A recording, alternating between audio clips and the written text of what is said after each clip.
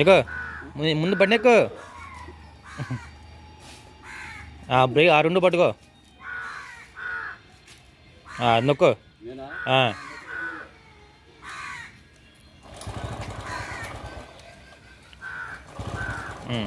లేదు స్లోగా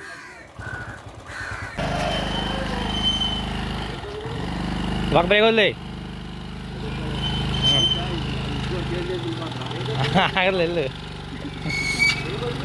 బ్రేక్ వదిలే వెళ్ళిపో ముందుకెళ్ళు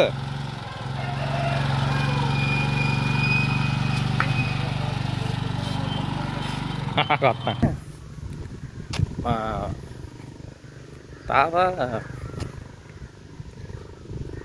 బండేసి కొంచెం ముందుకు పనిచ్చాడు. సరే ఇంకా ముందుకు వెళ్ళిపోతున్నాడు.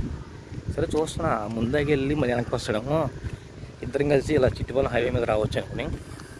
కానీ ఏం చేశాడంటే ఆయన డైరెక్ట్గా ఒకడే చిట్టుపల్లి హైవే మీదకి అయితే వచ్చేసాడు. ఆయన పొలం చూడడానికి అయితే ఆయన వచ్చేసాడు.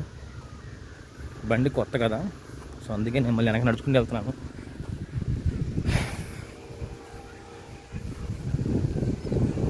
అది మ్యాటర్. ఈ వీడియోలో కనిపిస్తుందంతా కూడా హైవేనే. ఇది మనకి NH-216 హైవే అనమాట.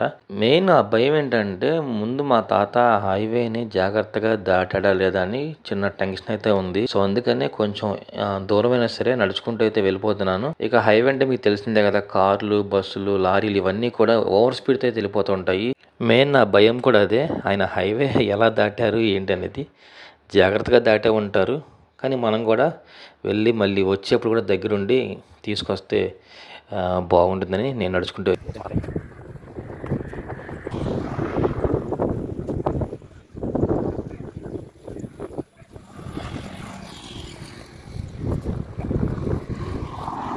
ఏంటి ఒకడు వచ్చావు.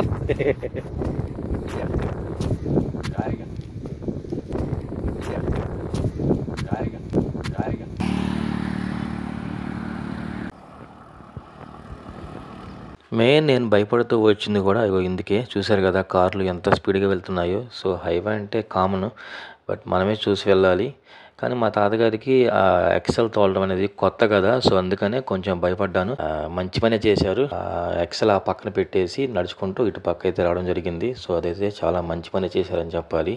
ఇంతకీ ఆయన ఎక్సెల్ ఇటు పక్క పెట్టి ఇటు పక్క నడుచుకుంటూ ఎందుకు వచ్చారంటే, ఇటు పక్క ఆపోజిట్లో పోలీస్ జీప్ ఉంది కదా, సో పొరపాటున పోలీసులు ఆపుతారేమో భయంతో ఎక్సెల్ ఆ పక్క పెట్టారు. కానీ హైవే దాటలేక కాదంట, వాళ్ళ ఫ్రెండ్స్తో ఇందాక ఎవరితో మాట్లాడితే నేను కూడా విన్నాను.